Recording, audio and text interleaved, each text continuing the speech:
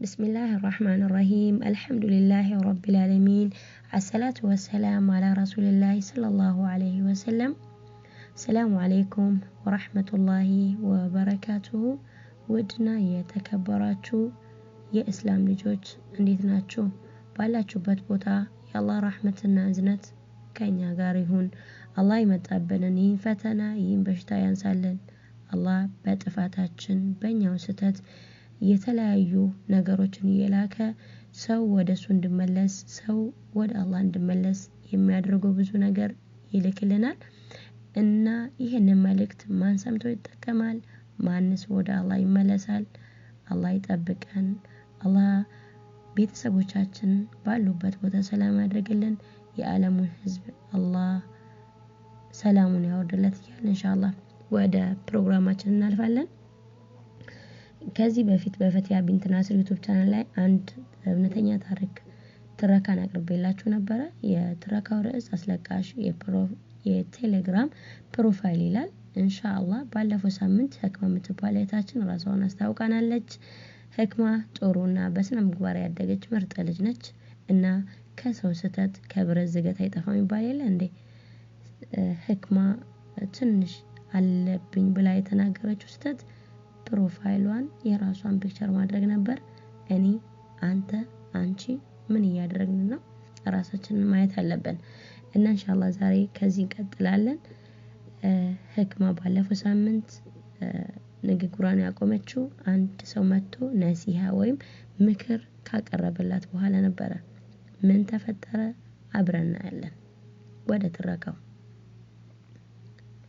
አስለቃሽ የቴሌግራም ፕሮፋይል ክፍል 2 ጸሐፊ አሚር ሰይድ ተራኪ ፈቲያ ቢንት ናስር እኔም በድንጋጤ እንዴ ካሁን በፊት ታቀኛለህ እንዴ አልኩት እሱም አው አደበኛ እንደሆንሽ ስነ ስርዓት እንዳለሽ ነበር የማውቀው እኔ ሰፈሬ ታክሲ ተራ አካባቢ ነው ትምርት ስትሄጂ ስትመጪ አይሻለሁ በስነ ስርዓትሽ በደንብ አቅሻለሁ ግሩፕ ላይ እንደጋጣሚ ፕሮፋይል ሳይ ያንቺ አካውንት መሆኑን ሳይ በጣም ነው የደነገጥኩት ለምን የማቅሽ ወንድ ጋር ስትሄጂ ስትጃናጃይ ወይም ስትጃጃይ አላይሽም ደስቲ ነበር ፕሮፋይል ፎቶ መሆኑን ሳይ ከፋኝ አለኝ እኔም አይ ጓደኞቼ አድርገው ያምራል ስለምሉኝ ነው እንጂ ወንዶችን ለማማለል ወይም ለመጀናጀን አይደለም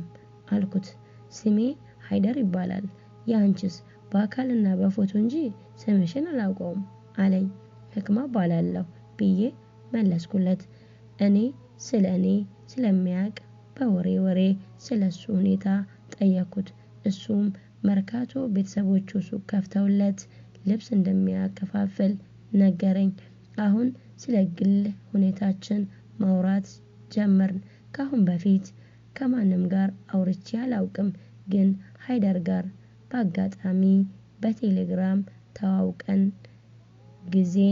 ጊዜ በተካ ቁጥር እየተግባባን እየተላመድን መጣን ስለኔ ግል ህይወት መጠየቅ ጀመረ እኔም ለጥያቄው ትክክለኛ መልስ ነበር የምሰጠው ከኔ ከቤተሰቦቼ ስራ የእሱ አባት ነጋዴ ነው መርካቶ ከ10ኛ ክፍል እንደወደቀ ሱቅ ከፍተውለት እንደሆነ ብዙ ነገሮችን አወራን በህደት የወንድ ጓደኛ አለሽ አለኝ የለኝም አልኩት እሱም የወንድ ጓደኛማ حرام ነው መቼም እንዳትይጂ እኔንም እንደ ወንድምሽ አለኝ እኔ ወንድም የለኝ እህት የለኝ ሃይደር ግን በአጋጣሚ የሰጠኝ የመመክረኝ ጥሩ ጓደኛ ወንድም ነው ብዬ አሰብኩ ለሃይደር ከሌሎች ወንዶች ለየት ያለ ስሜት አደረብኝ አልፎ ያንቺ የትዳር ምርጫ ምንድነው ብሎ ይጠይቀኛል መቼም እኛ ሴቶች ስንጠየቅ ሌላውን በሆዳችን ይዘን በአፋችን ኢማን ያለው ለኔ ፍቅር የሚሰጠኝ እኔ በብር አላምንም በፍቅር እንጂ ብለን ነው የምንመልሰው። ይህንም እንደዚሁ ብዬ ነው የመለስኩለት። እሱን ስጠይቀው ትዳር እንደሌለውና የሱ የሆነችውን ሀዋ እየጠበቀ እንደሆነ ነገረኝ። በቅጡ ልለየው የማልችለው የተዘበራረቀ ስሜት ተሰማኝ። ከዛ ጊዜ በኋላ ከበፊቱ በበለጠ በጣም ተቀራርበን ማውራት ጀመርን። ብቻ ከሱ ጋር ማውራት ኦንላይን ባገኘሁት ቁጥር እሱ ጋር ማውራት እያስደሰተኝ መጣ። ሁሌም ሲያወራኝ ንግግሩ በቁርአንና ሐዲስ ታጅቦ ነው። ይሄን ባህሪ ደግሞ ከቀን ወደ ቀን እየለመድኩትና እየወደድኩት መጣሁ። ቴሌግራም የምገባው እሱን በመናፈቅ ሆነ ናፋቂ ሆንኩኝ። የሆነ ሰዓት ላይ እዚህ ነኝ ሳይል ከቴሌግራም ላይ ጠፋብኝ። ጨነቀኝ። የት ብዬ ልፈልገው? ስልኩን አላቅም። በምን ላስፈልገው? ሙሉ ቀን ዳታዬን አብርቼው ካሁን ይገባል ብዬ ብጠብቀው የውሃ ሽታ ሆኖ ጠፋብኝ። አልቅሽ አለኝ። ለካ ሳላውቀው ወድጄዋለሁ። ስርቀኝ እንደወደድኩት ገባኝ። የአላህ ቃል ሰባኪ የረሱልን ሱና ተግባሪ በሆነ ሰው በፍቅር መውደቅ ምንድነው ነውሩ? ማንም ሊያመልጠኝ የማይፈልገው እድል ነው እኮ ይሄ። እናማ በሱ ፍቅር መውደቄ ጥፋተኛ አሰኘኝም። አዎ አሰኘኝም። ብቻዬን በናፍቆት እሱን መጠባበቅ ስራዬ አደረኩ። ግን ሙሉ ቀን ምሽቱንም ጨምሮ አልገባም። ምን ሆኖ ይሆን? ማንን ልጠይቅ? የትስ ልፈልግ? ጠዋት ትምህርት ቤት ሲሄድ በፎቶ እንኳን የማላውቀውን ልጅ ወደ ትምህርት ስገባ እኔን ያየኝ ወንድ ሁሉ እሱ የመሰለኝ አያለው። ግን ያየሁት ወንድ ሁሉ ህክማ ሃይደር ነኝ የሚል ድምጽ አጣው።